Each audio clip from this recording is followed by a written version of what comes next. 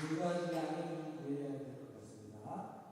첫 번째, 저희 대구 소망교회가 사실은 32명의 장애인들로 구성이 되어 있습니다. 꿈에도서 이 서울에 오는 거거든요. 그래서 서울 아들들도 왔습니다. 그래서 오전에 장교회 가서 예배를 드리고 양화전에 들렸다가 저는 정릉교회로 오고 저희 교회들은 한국고속도 지리에 가서 간파람 쐬고 김영수 장님을 이렇게 벌리시고 저를 한참 쳐다보십니다. 석촌에서 들렸다가 대구로 들어가시는 여정이 있고요. 저는 복장을 좀 차려입고 와야 되는데 오는 길이 좀 애매해졌습니다. 그래서 여러분들에게는 좀 신뢰가 되겠지만 좀 자유로운 복장을 하고 있음을 여러분들이 양해를 해주시면 대단히 감사하겠습니다. 괜찮으시겠죠? 사실은 제가 97년도에 이 자리에 있었습니다. 여기서 지휘를 했습니다. 그때보다는 MZ 세대세요. 청년부 때부터 전국교회를 출석을 했고 또 여기서 신앙생활을 했고 어쩌면 저희는 신정교회 같은 교회도 하고요. 예상하지 못했던 일들로 인해서 서울을 떠나야만 했습니다. 그래서 도착한 곳이 대구였는데요. 그날 황성아 당시 집사님이 이사를 들어왔어요. 대구시는 원래 분지이기 때문에 비도 안 오고요. 바람도 안 불고요. 원래 눈도 안 옵니다. 근데 23년도 1월 3일날 제가 이사를 했는데 대구가 생긴 이래 대구 역사상 가장 빠른 눈이 오는 날이었습니다. 눈이 아마 성이 무릎까지 올 정도였거든요. 전국적으로 눈이 내려왔는데 서울에서부터 보라시 눈바람 때문에 이사 버스가 속도를 내지 못해서 오후 5시쯤인가에 도착을 했을 거예요. 그죠? 그리고 이사심센터가 지문대 팬케이지 중에 올라갔습니다. 그래서 우리 황선아 당신 집사님하고 이틀에 걸쳐서 버려진 짐을 잘 정리해서 지금까지 정착을 하고 있습니다. 우리 옆사람하고 인사하십시다. 지금 우리 옆사람 너무 집에서 부부싸움하고 오신 건 아니시죠? 우리 옆사람에게 좀 보시고 인사합시다. 까꿍! 이제 웃읍시다 우리.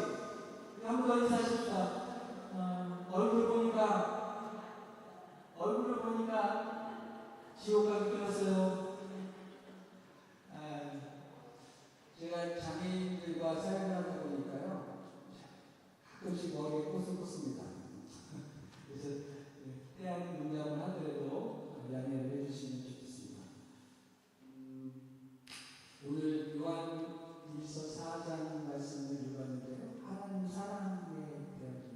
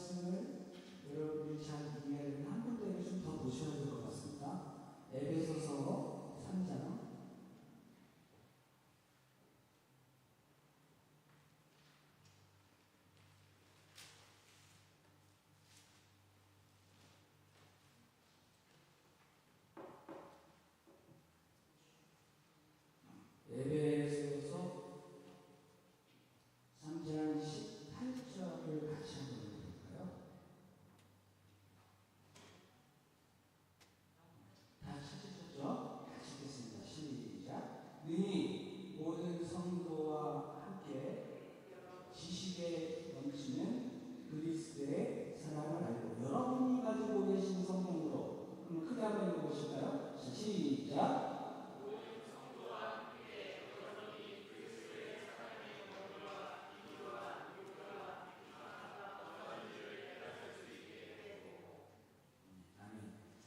아멘. 먼저 전제를 드리고 말씀을 드리도록 하죠. 하나님이 사랑이십니다. 그래서 저는 고린도전서 13장에 나온 하나님, 사랑을 하나님으로 바꿔서 읽습니다. 하나님에 대한 최소한의 성경이 가르쳐 주는 그분의 어떠하심 때문에 저는 그 말씀을 읽고 고린도전서에 기록된 모든 사랑은 하나님으로 바꿔서 고백을 합니다. 그런데 여러분, 그 하나님의 사랑을 우리가 알 수 있을까요? 지금 적어도 오늘 조금 전에 읽었던 에베소 3장 15절에 의하면 하나님의 사랑은 사람의 지식 바깥에 아니면 안에 어디에 있다고 했어요? 하나님의 사랑은 사람의 지식 너머에 있다고 되어 있습니다. 뭐 기분이 많이 나쁘신 건 아니시죠? 그렇게 기록이 되어 있어서 말씀드립니다. 즉 사람이 알 수 있는 사람이 아닙니다. 사람이 스스로 알 수 있는 사람이 아닙니다. 저희 사랑하는 어머니 김한수 선생님, 안녕하세요. 지난주에 제가 아들로 태어나서 처음으로 생신상을 받으셨어요. 저는 기기 좀 늦게 처음 들었습니다. 어떤 변명을 되진 않겠습니다만 너무 웃기죠? 무슨 말인지 찾아주시겠어요?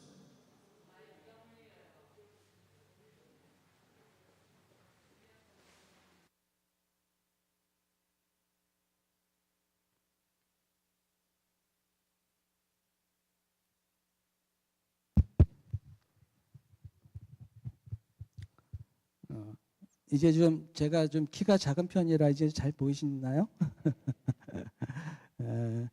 여기 그냥 놔두시면 될 것 같습니다. 예. 저희 어머니는 원래 수녀셨어야 돼요.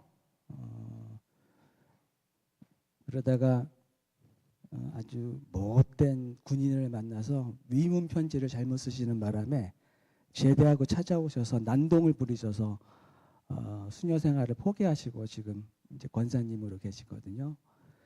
저희 어머니가 살아온 인생길은 제가 너무나도 잘 알기 때문에 그 길을 가히 제가 평가할 수 없습니다. 오늘 제가 여러분 들어오실 때 혹시 선교 보고서 받으셨나요? 거기에 제가 마지막에 3년 전에 쓴 제 일기를 거기에 좀 배치를 해드렸습니다. 늘 저에게도 삶의 악순환이 많았습니다. 부잣집 약국의 약사로 태어나서 한순간에 집안이 무너지는데 그냥 무너지는 정도가 아니라 어머니 아버님은 도피 생활을 하시고 저는 고3 때 그 시기를 맞아서 두 동생을 데리고 도시락을 싸주면서 늘 집에 오면 마주대해야 되는 분들은 수십 명의 사채업자들을 제가 상대해야 됐습니다. 그때 어린 나이에 저로서는 귀로 담아 들을 수 없었던 저희 부모님을 향한 그 아주 강도 높은 그 욕들을 들으면서요. 사실은 제가 한 3-4개월 동안 정신분열이 일어났습니다. 그래서 택한 것이 자살이었습니다. 저희 집이 원래 약국이었기 때문에 놀이터로 돌았던 그 옛 약국집 창고에 가서 원래 쥐가 아플 때 먹는 약이 뭐죠? 네, 쥐가 아플 때 쥐약 먹죠. 근데 그것을 제가 먹었단 말이에요. 그리고 4개월 동안 무의식 가운데 있다가 의식이 없는 상태에 있다가 순천향병원에서는 포기하자. 안에 있는 모든 췌장이라든지 기관들이 기능을 못하고 녹아내렸기 때문에 제가 전신마비였거든요. 의식도 없는 상태다가 그때 저희 교회 목사님께서 마지막 방법으로 우리 창의기를 수요 예배 때 전교인이 모인 상태에서 합심 기도를 했으면 좋겠다 허락을 해주셔서 그날 밤에 저를 가운데 놓고 한 300여 명 되시는 당시 성도님들께서 밤새도록 기도를 해주셨습니다. 근데 놀라운 것은 다 말씀드릴 수는 없습니다만 그 다음날 제가 걸어서 병원에 들어갔습니다. 말을 하면서 걸어서 들어갔습니다.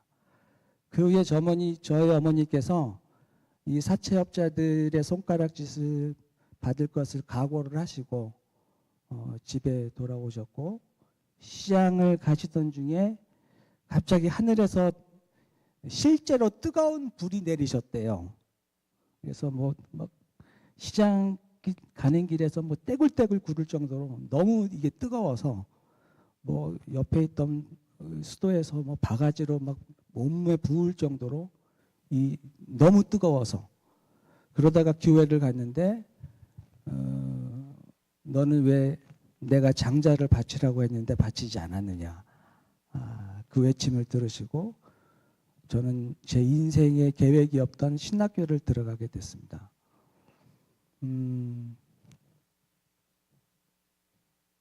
그 자살에 대한 후유증 때문에 저는 늘 우울증에 걸렸고 또 공황장애가 있었고 그래서 항상 저는 다시 자살하려고 품속에 이만한 칼을 갖고 다녔어요. 그러면서 신학에 대한 흥미는 없었고요. 하나님에 대한 궁금함도 없었고 이제 모든 것이 귀찮고 내게 왜 이런 불행이 있어야 되는지 이런 연속이 있어야 되는지에 대한 그런 반항감들로만 가득했습니다. 그러다가 몇 년 후에 저희 막내 동생이 제대하던 날 전라도 광주에서 사고로 지금까지 식물인간입니다. 그로부터 2년 후에 저희 아버지께서 암 판정받고 한 달 만에 돌아가셔서 바로 이 장소에서 장례를 통해 관으로 한 바퀴 도시고 낙골당을 향하셨고 그 같은 달에 저희 어머니가 두 군데 뇌출혈이 터지셔서 아마 기억하실 거예요. 여기 고대 안암병원에서 아주 큰 대형 수술을 하셨습니다. 다들 병원에서는 수술이 성공적으로 마친다 하더라도 거의 반신불수가 될 것이다. 그렇게 말했지만 지금 보세요. 얼마나 총명하시고 저는 저희 어머니를 진심으로 사랑합니다.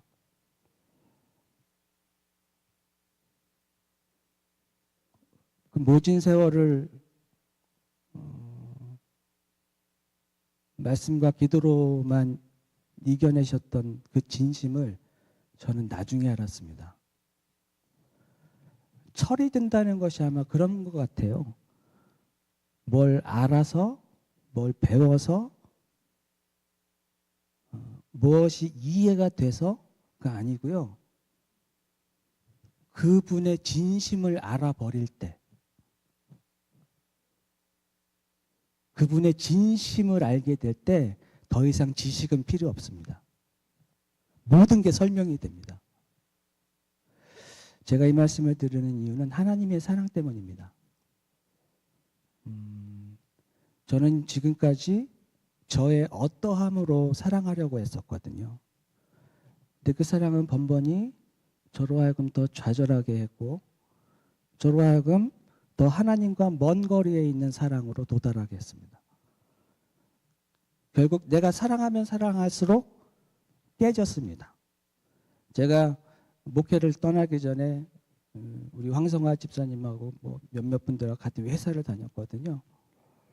그 나의 어떠함에 근거한 사랑은 더 황망해집니다. 늘 변합니다. 상처를 줍니다.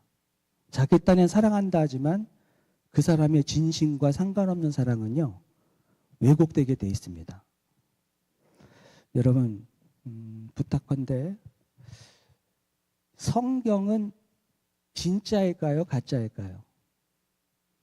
진짜인 걸 아시죠? 제가 한 7년 동안 기자 생활을 했는데요. 당시에는 신학교 때는 진짜냐 가짜냐에 대한 논쟁이 있었지만 기자 생활을 하면서 기자들이 갖는 정신은 이게 진실이냐의 문제였습니다. 진실이냐. 그래서 진실을 향해 가는 거죠. 기자의 편촉은. 그런데 제가 기사 생활도 하고 회사 생활도 하면서 영적으로 피폐화됐을 때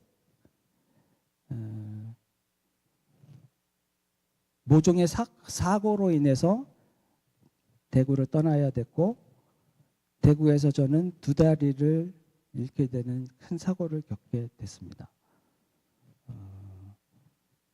그리고 저희 큰딸이 지적장애였는데요. 초등학교 3학년 때 여기 정릉이 재개발되고 나서 강남에 있던 잘 사는 부유한자들이 대거 이사를 오면서 학급의 구성원이 강남 아이들로 바뀌었습니다. 그러면서 문장 하나를 완성하지 못했던 우리 큰딸이 한 20명에게 둘러싸여서 집단 폭행을 당했습니다.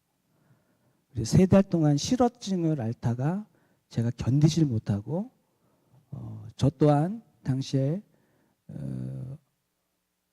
아주 못된 기자에 의해서 허위 기사로 제가 큰 고생을 하다가 대구에 내려갔습니다.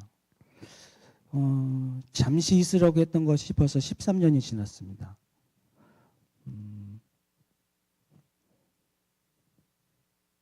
제가 처음 만난 가정이 장애인 한 가정이었고 6년 동안 단 한 명의 전도 열매 없는 기적을 저는 봤습니다.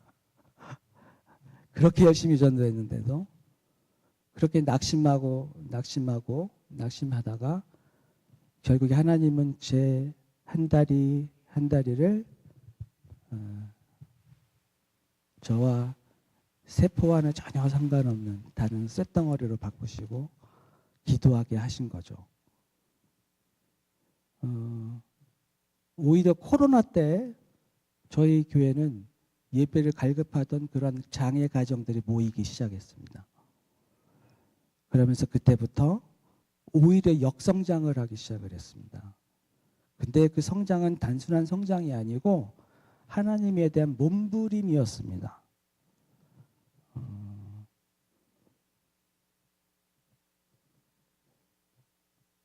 제가 13년 동안 저는 장애인 목회라는 것을 할 생각도 없고 계획도 없었고 그리고 실제 저는 지금 장애인 목회를 한다는 생각을 갖지 않습니다.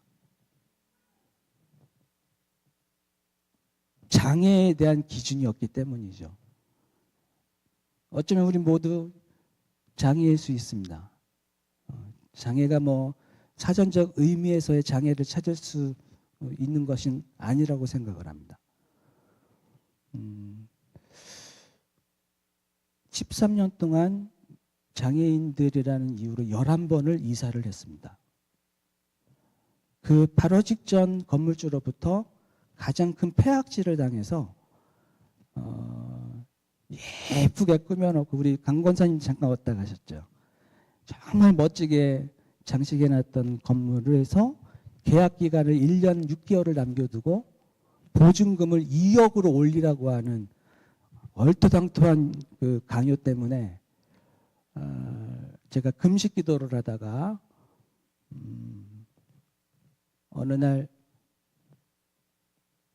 하나님, 내가 기도하다가 죽으면 하나님 망신입니다. 마음대로 하십시오. 그래서 일주일 동안 금식 기도에 들어갔습니다. 마지막 날 2억이 다 채워져야 되는데 딱 4천만 원이 채워지지 않는 상황에서 저는 아무런 힘도 없었고 탈진이 된 상태에서 십자가처럼 대자로 누웠습니다. 그때 입에서 뭔가 이렇게 뜨거운 물이 나오기 시작을 했어요. 알고 봤더니 이 이빨 4개가 한꺼번에 빠진 거였습니다. 저희 아내와 둘이 단을 쌓았는데 아내에게 숨기고 몰래 수건을 움켜 물고 응급실에 가서 그냥 꼬매버렸습니다. 네, 그러면서 지금까지 이 입 주변의 신경을 손상당했거든요. 그래서 제가 수염을 기른 것은 그 이유 때문이다라고 이해해 주시면 됩니다. 쇠가 닿으면 제가 독이 오릅니다. 그래서 어쩔 수 없이 수염을 좀 기르게 됐는데 그때 하나님께서 제게 한 가지를 가르쳐 주셨습니다. 기적 같은 것은 그 다음날 기적처럼 간밤에 찾아왔던 이름 모를 노 부부가 우리에게 와서 4천만 원 헌금하고 가셨습니다. 그래서 모든 빚이 그때 해결이 됐습니다. 그때 마지막 날 기도할 때 제게 주신 하나님의 음성을 저는 잊을 수가 없습니다. 무섭냐? 네, 무섭습니다. 너 수술대 올라갔을 때처럼 아프기 싫으냐? 예, 아프기 싫습니다. 너에게 남은 고난이 있다 할지라도 감당할 수 있겠느냐? 저 더 이상 못합니다. 그때 하나님이 저를 낭떠러지에서 미셨습니다. 실제로 버림받는 듯한 느낌을 가졌습니다. 근데 그때까지 몰랐습니다. 그 10년 동안 저희 아내와 단둘이서 365일 기도의 단을 쉬지 않았던 그 기도가 내 날개였다는 것을 몰랐습니다. 한없이 떨어지는데 그 날개가 작동을 했습니다. 그리고 독수리가 날개짓하듯 그 날개는 위력을 발휘하기 시작했고 내가 기도의 날개를 가진 자라는 것을 그때 깨달았습니다. 문제는 그 능력의 기도의 날개를 저는 사용하는 방법을 모른 거죠. 그러니 얼마나 이게 무거웠겠습니까? 짐으로 여겼으니까요. 이 날개가 무엇인지조차 모르고 사용하는 방법을 모르고 달고만 다니니 얼마나 무거웠겠습니까?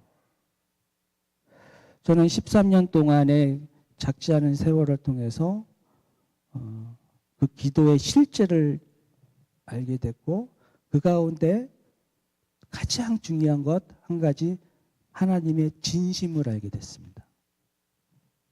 기자 시절에는 진실이 더 중요했죠. 여러분 진짜보다 더 중요한 건 진실이고 진실보다 더 중요한 것이 진심입니다. 여러분 말씀을 많이 읽으십시오. 그러나 말씀을 많이 읽는 것보다 더 중요한 것은 말씀 속에서 저희를 향하신 하나님의 진심이십니다. 하나님의 진심을 알게 되면 성경 어느 장을 그냥 펴도 다 이해가 됩니다. 배우지 않아도 됩니다. 하나님의 마음을 알기 때문이죠. 저희는 저희 어머니를 진심으로 사랑합니다. 왜? 그 진심을 알아버렸기 때문입니다. 그런데 문제는 이 사랑이 우리가 알 수 있는 사랑이 아니라는 거죠. 저는 이 사랑이 얼마나 우리 신앙생활, 특별히 믿는 자에게서 가장 핵심적인 요소인지를 이제부터 잠깐 말씀드리려고 합니다. 아담이 죄를 짓고 제일 먼저 행한 것이 뭐죠? 아담이 죄를 짓고 제일 먼저 했던 행동, 나무 뒤로 숨은 것이죠. 그렇다면 한 가지 좀 재미있는 질문 한번 해볼까요? 아담이 숨은 이유는 뭐였을까요? 부끄러워서. 또 혼날까 봐. 지은 죄가 많아서. 예. 제가 이것을 곰곰이 생각했는데요. 그것은 다름 아닌 바로 이것이었습니다. 하나님 앞에 담대함을 잃은 겁니다. 뭐냐면 더 이상 하나님이 나를 사랑하지 않겠지. 이 생각이 하나님의 사랑을 거절하고, 혼날까봐 무서워서보다 더 무서운 것은 하나님의 나를 더 이상 사랑하지 않을 거야 라고 하는 하나님의 사랑을 스스로 거절하고, 혹은 하나님의 사랑을 내가 받지 못한다는 이 상태, 이것에 대한 두려움이 있었을 거라 저는 생각을 합니다. 여러분, 혹시 집에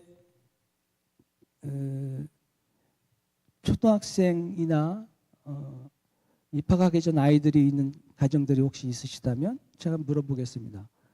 여러분의 자녀 중에 만약에 이 자녀가 어떻게 커가기를 원하냐라는 이 두 가지 질문을 드린다면 여러분은 무엇을 좀 택하실까요? 첫째, 엄마와 아빠에 대한 믿음이 참 강한 아이. 우리 엄마 아빠는 난 믿어. 두 번째, 내가 어떤 잘못을 해도, 어떤 혼날 짓을 해도 엄마 아빠는 나를 사랑할 거야. 즉 다시 말해서 행동은 개떡같이 해도 엄마 아빠의 사이에 엄마 아빠가 주는 사랑에 익숙한 아이.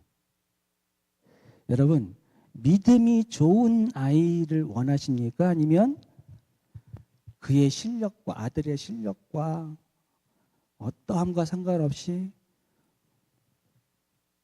그럼에도 불구하고 엄마 아빠가 주는 사랑에 대해서 의심하지 않는 아이. 그저 아빠 엄마의 사랑을 받는 데 익숙한 아이. 이 둘 중에 아이를 고르라면 여러분은 어떤 아이를 고르시겠습니까? 예. 1번 믿음이요. 예. 믿음이라고 하면 그럼 이렇게 한번 질문 던져볼까요? 6월절 날 마지막 재앙으로 인해서 장자를 죽이는 죽음의 그림자가 오죠. 그때 하나님께서 이 재앙을 면하게 했던 것은 무엇이었습니까?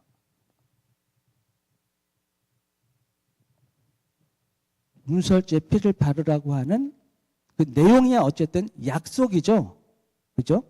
하나님이 그들에게 행하신 약속이라는 것입니다. 그 내용은 차지하더라도. 그러면 그날 밤에 그들이 죽음의 그림자로부터 면함을 받았던 것은 그 집안 사람들의 하나님을 향한 태도였습니까? 아니면 그 약속을 믿음으로였습니까? 믿음이죠. 그런데 여러분, 그 믿음이 얼마나 연약한지 아십니까?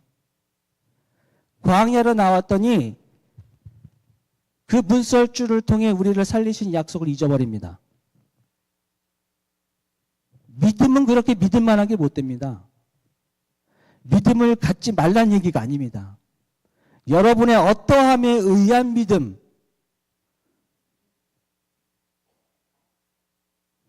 차라리 여러분, 내가 점점 더 죄를 짓는 상황에 갈지라도 하나님의 사랑을 받는 자리에 있으시기를 바랍니다. 한 구절을 제가 좀 같이 읽었으면 좋겠다는 구절이 있는데요. 요한복음 17장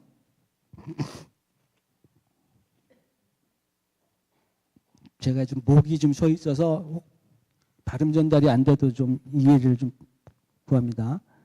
17장, 저는 이 요한복음 17장을 매일 읽습니다. 왜냐하면 1절부터 끝절까지가 모두 주님의 그 기도로만 되어 있습니다. 알파와 오메가가 다 여기 있습니다.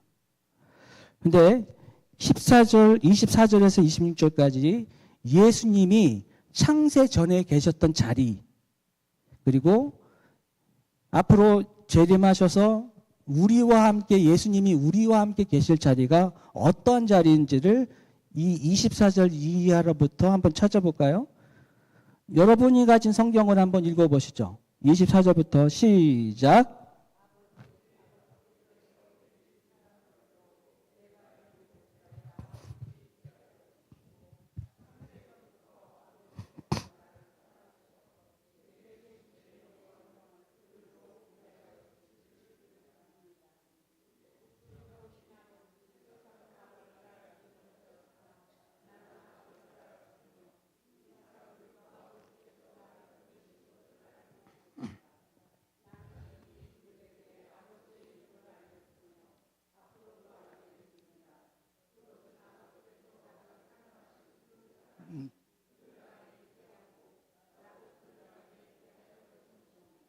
아멘. 예. 24절을 주목하면 아버지요, 내가 창세전에 요 자리에 있었던 것처럼 마지막 날 그들도 나와 함께 요 자리에 있기를 원합니다. 그것이 뭐였죠? 아버지가 나를 사랑하셨던 것처럼. 즉 예수님이 하셨던 전부는 뭐였냐면요, 창세전에 하나님의 사랑을 받는 거였습니다. 여러분은 하나님의 사랑을 받는 데 익숙하십니까? 정말요? 그렇게 되기를 축복합니다.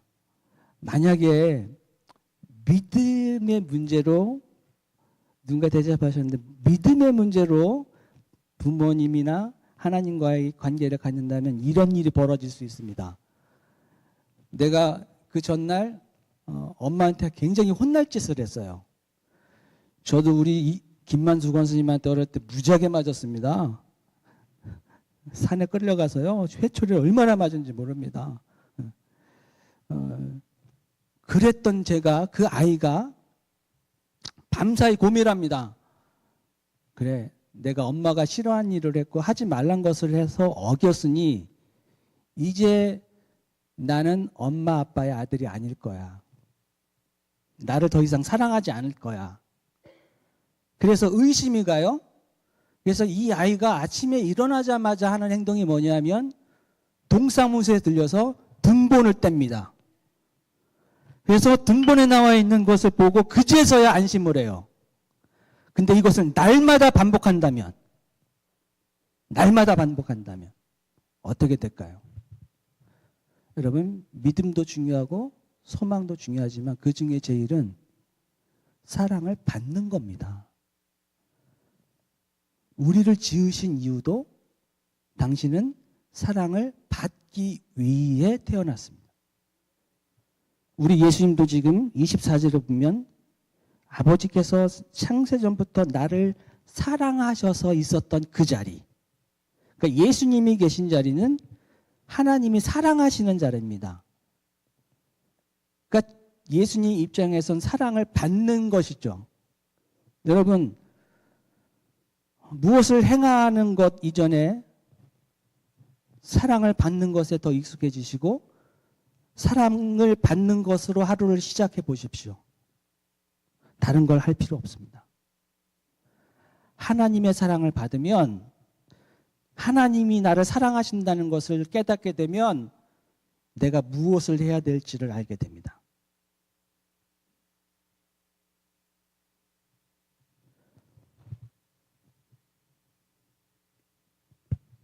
아이들의 특징이 바로 그거죠. 천국은 어린아이 같은 자라야 갈 수 있다.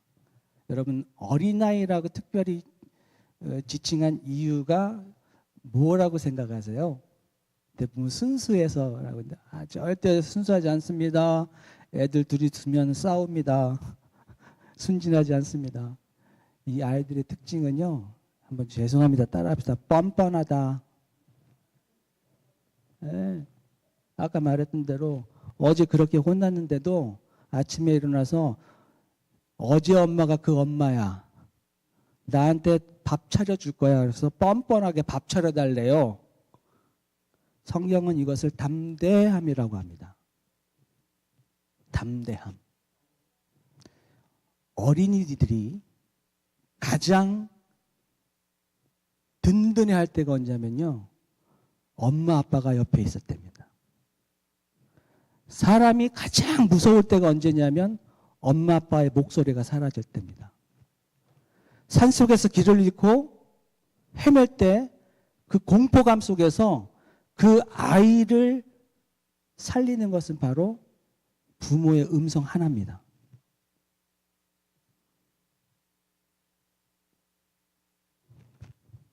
저희 큰딸은 중학교 2학년 때 지적장애 판정을 받고 제 손으로 장애증을 받아서 나왔습니다.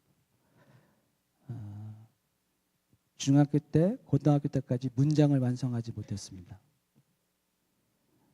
초등학교 때는 저희 어머니가요, 거의 매일 언어치료, 미술치료를 버스 타고 다니시면서 키우셨습니다. 근데 우리 큰딸이 자기가 스스로 할 수 있는 것이 많이 없기 때문에 나를 많이 찾습니다. 그런데 저는 그게 귀찮지가 않습니다. 왜냐하면 연약한 저희 딸이 나를 필요로 할 때 비로소 저는 그 아이로부터 아빠가 되게 하기 때문입니다. 저는 부족하고 연약하고 사고치는 우리 아이의 도움 소리가, 요청이 저로 하여금 더 좋은 아빠가 되게 만들었습니다. 여러분, 일이 잘 될 때 기도하십니까? 아니면 일이 안 될 때만 기도하십니까? 여러분, 그것과 상관없이 하나님의 사랑에 매일 굶주린 아이처럼 사랑을 좀 달라고, 내가 사랑받기를 원한다고 하나님의 진심을 향해 달려가 보는 것은 좀 어떻겠습니까? 그 하나님의 사랑은 우리의 지식 밖에 있다고 그랬죠. 그래서 우리의 지식으로는 사실 알 수가 없습니다. 하나님 자체가 알 수 없는 분입니다. 그는 보이지 않기 때문에. 다만 품속에 있는 예수로만 우리는 알게 됩니다. 그래서 하나님을 경험하는 유일한 방법은 예수님이 하신 말씀이 있죠. 내가 길이요. 누구를 향한? 하나님께 나아가는 길이요. 진리요. 생명이니 나 예수를 말미암지 않고는 하나님을 경험할 수 있다 없다. 예. 그래서 우리는 예수님을 통해 하나님을 알 수 있습니다. 그 예수님이 비로소 인카네이션, 단 이례적인 성육식 사건으로 우리와 한 사람이 되셨습니다. 이것이 에베소서 2장입니다. 그분이 화목제가 되셔서 죄인인 우리들의 죄를 도말하시고 죄를 처리해야만 거룩한 영이 오시기 때문에, 죄가 있으면 거룩한 영이 오실 수가 없죠. 죄를 처리하시고 예수님이 우리와 연합했다고 되어 있는데 성경에서는 정확하게 one new man이라고 되어 있습니다. 새로운 한 사람. 이것은 뭐냐면 예수님과 여러분이 한 사람이라는 것입니다. 여러분, 이것을 좀 깊게 명심하셨으면 좋겠습니다. 이 새 한 사람에 대한 의미. 얼마 전에 대선이 있었습니다만 대선 시절에 선거운동 기간이 있잖아요. 그때 벽지에 딱 보면 수많은 후보들이 나열이 되어 있습니다. 뭐 어떤 후보, 땡땡땡 후보, 땡땡땡 후보, 땡땡땡 후보. 그때 당시에 선거운동 당시에 어떤 땡땡땡을 떠올리면 누가 떠올려집니까? 그 한 사람만 떠올려지죠. 그렇죠? 그 후보 한 사람만. 그런데 대선 기간을 통해서 한 사람이 대통령으로 당선이 됐고 그가 정권을 이루었고 이제 몇 달 동안 성과를 이루면서 대한민국의 수반이 됩니다. 외교 수장들과 만나고 외교를 하고 국가의 안보를 지키고 국민의 생명을 지키는 대통령 노릇을 합니다. 자, 그렇다면 후보 시절에 떠올렸던 그 사람과 대통령 선거를 통해 당선이 돼서 대통령이 된 후에 이 사람을 떠올릴 때 다른 차이가 무엇일까요? 후보 시절에는 같은 사람이라 할지라도 후보 한 사람만 떠올려집니다. 그렇지 않겠습니까? 자, 그런데 그가 대통령이 됐습니다. 즉 신분이 변화됐습니다. 그렇다면 이제부터 우리는 대통령이라 부르는 그 사람을 떠올릴 때 그 대통령과 함께 누구와 함께 떠올려지게 되죠? 이제는 후보 시절에 그 한 사람만 떠올리는 것이 아니라 대통령이 된 후에는 그 사람과 함께 뭐가 떠올려지냐면 정권, 정부, 대한민국, 우리 백성이 같이 떠올려지는 겁니다. 이럴 때 네 하시거나 아멘 하시면 제가 설교를 좀 더 잘할 수 있을 것 같아요. 자, 여러분, 이와 같다고 생각을 합니다. 새 한 사람이 되기 전에는요, 예수님과 우리는 분리되어 있습니다. 그러나 예수님께서 스스로 화목제물이 되셔서 우리와 함께 죽으시고 우리와 함께 사셨습니다. 그리고 새 한 사람이 되셔서 우리와 완전한 하나가 되셨다고 하셨고, 그리고 성령 안에서 우리는 그분의 성소가 되어서 세워져가는 처소가 된다고 되어 있습니다. 자, 그렇다면 이 새 한 사람 이후에 여러분 자신을 떠올리는 방법은 무엇이 되어야 될까요? 여태까지 나의 어떠함, 으로만 살아왔던 나를 따로 떠올리고 예수를 따로 떠올리는 것이 옳겠습니까? 아니면 새 한 사람이라고 하는 이 완전한 연합, 주님이 나와 함께 하신 거 믿으십니까? 그렇다면 분리해서 떠오르는 것이 지혜롭습니까? 아니면 자기 자신을 떠올릴 때 예수와 함께 떠올리는 것이 마땅하겠습니까? 그렇습니다. 이것은 다른 사람을 볼 때도 마찬가지입니다. 강권식 권사를 볼 때 저는 예수와 함께 떠올립니다. 왜? 이미 하나가 됐기 때문이죠. 이것이 그분의 사랑이십니다. 지금 요한복음 17장 마지막 절에 있는 것처럼 내가 그들에게 하나님의 이름을 알게 하였고 그들도 알았으니 창세 전부터 내가 사랑받고 있던 그 자리에 그들도 함께 있을 것이다. 여러분, 어쩌면 신앙생활은요 단순할지도 모르겠습니다. 무언가 많이 행하는 것이 아니라 그저 하나님의 사랑이 무엇인지 하나님의 사랑에 대한 진심을 깨닫고 받기만 해도 우리가 무엇을 위해 살아야 될지를 깨닫기 때문이죠. 고린도후서 5장 15절이 이렇게 말하죠. 내가 너희를 위하여 대신 죽은 이유는 다시는 너 자신을 위해 살지 않고, 즉 너의 어떠함에 인해서 사는 것을 중단시키고 너를 위해 죽었다가 다시 살아나신 나와 함께 사는 것. 나의 어떠함이라고 하는 이곳에서 예수의 어떠함이라는 곳으로 중심 이동을 시키러 오신 분이 예수님이십니다. 누가 죄를 지었죠? 사람이 죄를 졌습니다. 누구에게 하나님이 땅에 다스리는 권세를 주셨죠? 사람에게 주셨습니다. 그런데 하나님이 이 사람으로 하여금 다스리게 할 것이다 라고 할 때 창세기 1장 26절은요 아직 사람이 만들어지기 전입니다. 사람이 만들어지기 전에 우리가 우리의 모양대로 사람을 짓고 이 사람으로 하여금 땅을 다스리게 하자 약속을 하십니다. 그렇다면 사람이 만들기 전이라면 이 약속은 누가 누구에게 하신 약속일까요? 하나님이 자기의 신실함을 두고 맹세하신 것입니다. 자, 그런데 이것을 사람에게 하셨다면 이 다스리는 권세는 나의 어떠함에 의해서 뺏길까요? 안 뺏길까요? 사람에게 하셨다면 믿지 못하는 순간 뺏어갈 수가 있습니다.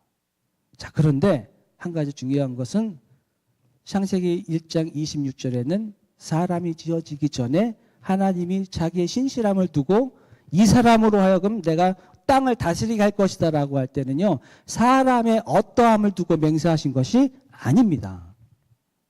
여러분 좀 더 담대해지십시오. 지금도 여러분을 통해 가정을 다스리고 선교회를 다스리고 교회를 다스리고 이 땅과 이 민족을 다스리는 이 권세는 사라진 적도 없고 하나님이 도로 빼앗으신 적도 없습니다. 단지 사단은 똑똑합니다. 하나님이 사람에게 주신 것을 건들 수가 없습니다. 그러나 사단은 똑똑합니다. 그래서 사단이 택한 것은 뭐냐면 그 사람 자체를 자기에게 순종시키는 겁니다. 그래서 그 사람이 가지고 있는 이 놀라운 권세를 자기에게 복종시킴으로 그 사람을 통해 자기 것처럼 사용하는 것입니다. 근데 여러분, 이 권세를 사용하지 않습니다. 2003년도 대구에서 지하철 화재 사건이 있었습니다. 여러 열차 중에 1080호 기관차 열차가만 유독 문이 열리질 않아서 문이 한번 열렸다가 닫혔죠. 거기에 있던 90명의 애기, 어린이, 노인들까지 다 타버렸습니다. 왜 그랬냐면 당시에 기관사가 덜컥 겁이 나서요. 열쇠를 빼서 도망갔습니다. 근데 그 기관사가 빼간 열쇠는요. 일반 마스터키가 아니고 마스터 컨트롤 키라고 합니다. 마스터키와는 전혀 틀립니다. 더 놀라운 성능의 키거든요. 한 번 닫히면 모든 것을 닫게 하고 한 번 열면 모든 것을 열게 하는 그 키를 마스터 컨트롤 키라고 합니다. 근데 이것을 빼가지고 주머니에 집어넣고요. 어디 갔느냐고 했더니 배가 고파서 편의점에서 빵을 사 먹었답니다. 그 순간에 어떤 일이 벌어졌죠? 사람들은 다 죽어가는데. 여러분 주머니에 지금 혹시 그 권세가 지금 있진 않습니까? 이 영혼들은 다 들어 죽어가는데, 믿지 않는 내 가족은 다 들어가는 죽는데, 혹시 그 권세를 사용하지 않고 주머니 속에 넣고 계시지 않습니까? 여러분, 사랑한다면 열쇠를 꺼내십시오. 사랑한다면 안수도 하십시오.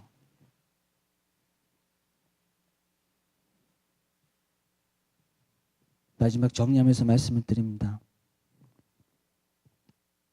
하나님은 지금 여러분 한 분 한 분을 보실 때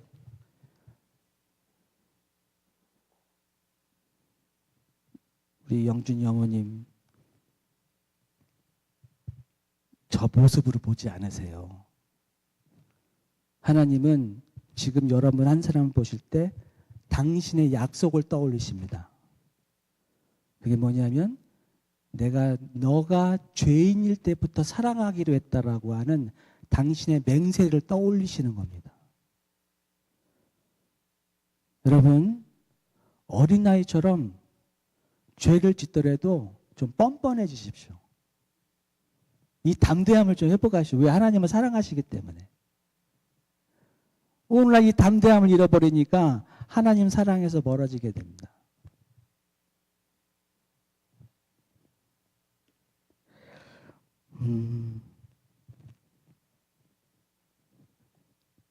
많은 분들이 은혜 받으러 돌아다니는데요. 대구는 정말 난립니다. 특히 신천지, JMS 같은 또 불교도 또 희한합니다.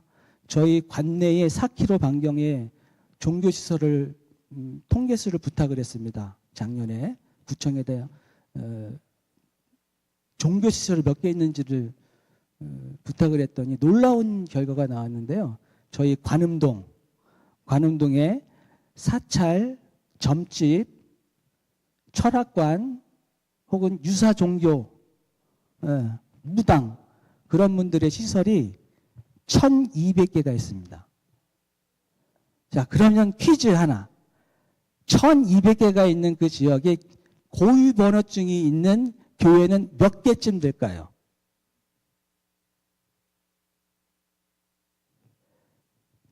72개밖에 없습니다.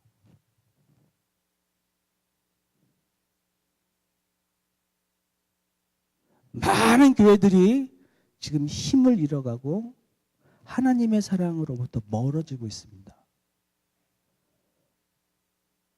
아까도 우리 목사님과 말씀 나눴지만 저희 교회는 이제 막 성장하는 처음에 5명에서 16명으로 2년 후에 32명으로 지금은 저희 카페 교회를 하고 있는데 앉을 자리가 없습니다. 계속 유일하게 성장을 하는데요. 그 땅의 어둠의 이 사슬들을 결박을 끊어내는 유일한 한 가지는 하나님의 사랑을 받음으로 깨는 것입니다. 나의 어떠함으로 깨질 수가 없습니다.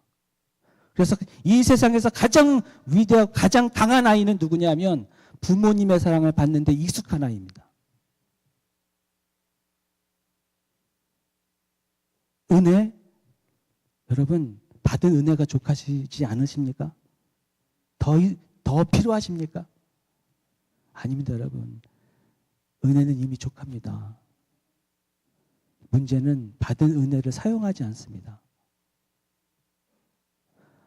문제는 받은 은사를 사용하지 않습니다.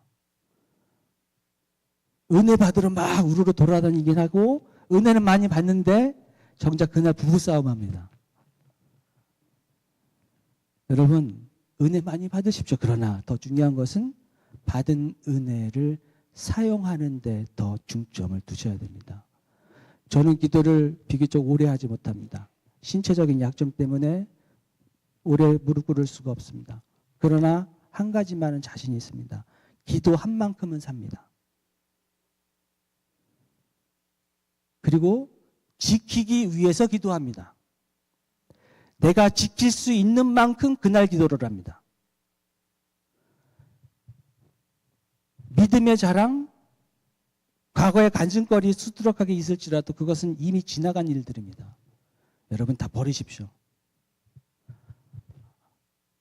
오늘 또 하루가 시작이 됐고 내일 또 하루가 시작이 될 것입니다. 그렇다면 영원하신 하나님의 사랑은, 무궁한 사랑은 또다시 내게 부어질 것입니다. 여러분, 그렇게 그날 하루를 하나님의 사랑을 받음으로 여러분의 어떠함의 고집으로 사는 것이 아니라 이제는 나의 어떠함이 하나님의 사랑의 어떠함으로 바뀌어서 어느 자리에 있든 주눅 들지 않고 하나님을 아버지라고 외칠 수 있는 자들 되기를 바랍니다.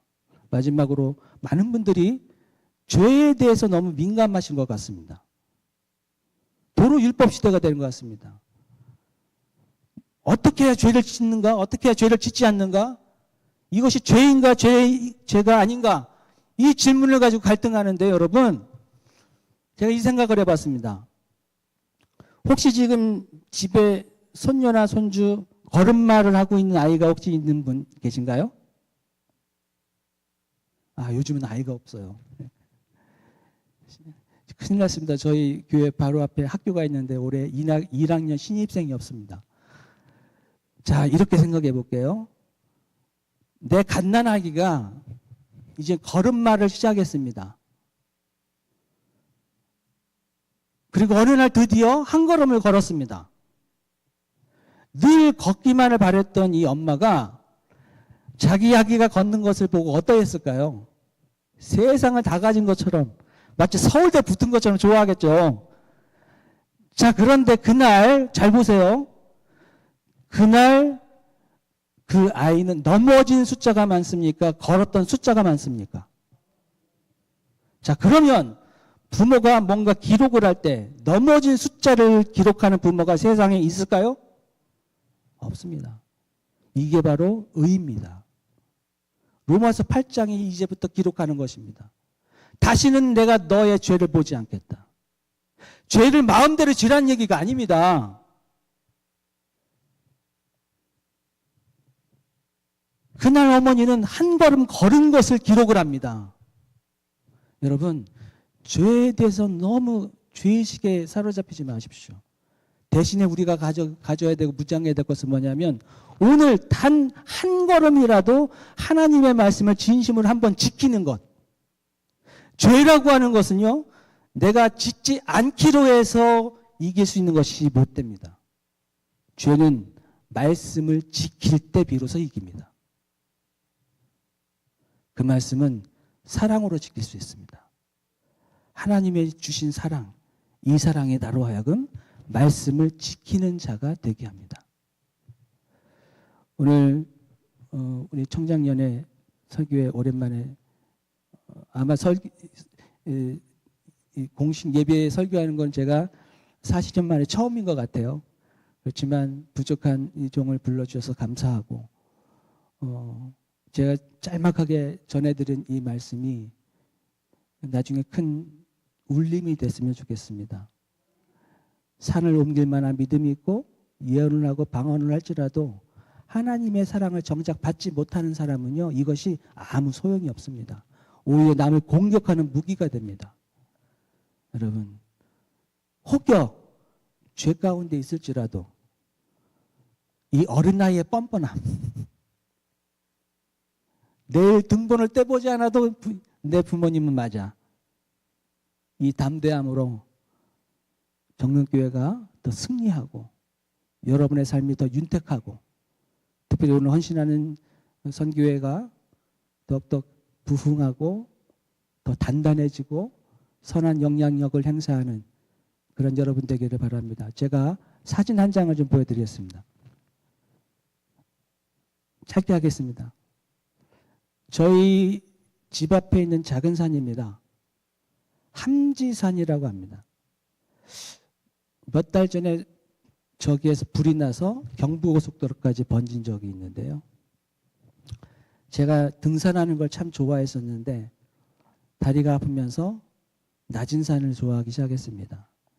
저희 집에서 한 1km 정도 되는 거리에 있는 산인데요. 저 산을 보면, 제가 저게 새벽녘에 찍은 사진인데요, 가만히 보면 사람 얼굴처럼 보이기도 하고 하늘을 향해서 바라보는 듯한 그런 느낌이 들어요. 다음 사진 좀 넘겨주시죠. 이건 제가 새벽에 찍은 사진입니다. 아주 작은 산입니다. 그리고 하늘은 높습니다. 그 다음 사진이요. 예, 제가 새벽 기도 마치고 찍은 사진입니다.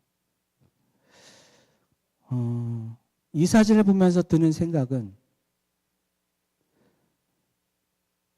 거친 산이 하늘을 향해 치솟는 것도 위력 있어 보이고 대단해 보이지만, 오히려 더 아름다운 산은 이 산일 것이라는 생각이 듭니다.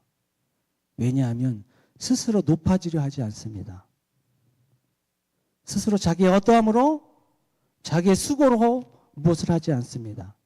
이 산은 땅과 가깝습니다. 마치 사람하고 똑같죠. 땅이 아담아이고 아담아에서 아담이 나왔잖아요. 그런 것처럼 땅에 밀착된 듯한 그런 느낌이 드는데, 가만히 보면 이 산은 스스로의 노력으로 하나님을 향하려는 높이보다 하늘이 내려와 주는 사랑이 더 깊은 것 같습니다. 여러분도 그렇습니다. 여러분이 애쓰지 않아도 지금 임마누엘 하나님 여러분과 함께 계시고, 그 사랑은 이미 하늘에서 여러분의 마음속 깊이를 통해 여러분을 사랑하고 보호하고 계십니다. 이 사랑을 거절하지 마시고 이 사랑을 받는데 익숙해지시기를 바랍니다. 제가 찬양 하나를 들려드리고 마치겠 텐데요. 사진 한 장. 요베겟을 다 아시나요? 예. 요베겟이 누이와 함께 갈대상자에 모세를 떠나보낼 때, 그 요백의 어머니와 누이가 그 성화를 보면 시선이 어디를 향해 있는지 아십니까? 아닙니다. 하늘을 향합니다. 왜 그러냐면 그 갈대상자는요, 스스로 목적을 정해놓고 움직일 수 있는 엔진이 없습니다. 스스로 내가 어디를 가야겠다고 해서 스스로 갈 수 있는 추진력이 원래 없는 겁니다. 우리 인생이 그와 똑같습니다. 우리는 반드시 보이지 않는 하나님의 손에 의해서 붙들림을 받으셔야 됩니다. 혹시 요베겟의 노래가 준비가 안 됐다면 그냥 마치도록 하겠습니다. 오늘 이 헌신 예배를 통해서 만날 수 있게 돼서 정말로 반가웠고요.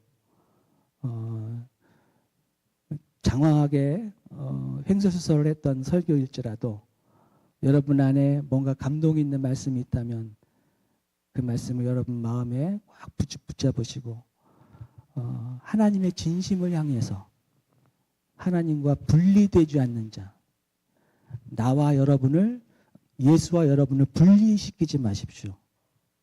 예수를 바라보고 기도하는 것이 아니고요. 예수와 함께 기도하는 것입니다. 그래야 됩니다. 예수를 바라보는 순간 내가 분리가 됩니다. 언제나 예수와 함께 성령 안에서 승리하는 저와 여러분 되기를 간절히 축원합니다. 기도하겠습니다. 좋으신 하나님, 0.01%도 우리는 하나님을 알 수 없고 그의 지혜와 총명은 너무 높고 깊어서 우리가 헤아릴 수 없지만, 그러나 성령이 내 영과 더불어 우리가 하나님의 자녀인 것을 말씀해 주심으로 그 관계를 통해 이제 하나님이 나의 아버지구나라고 하는 그 관계를 통해 하나님의 사랑을 깨닫게 됩니다. 하나님 행위로가 아니라, 어떤 노력과 수고로가 아니라, 나의 어떠함으로가 아니라 오직 우리가 하나님의 자녀된 이 관계의 깊이 가운데에서 하나님의 사랑을 날마다 누리고 마귀가 틈못하지 않도록 하옵소서. 예수님의 이름으로 기도합니다. 아멘.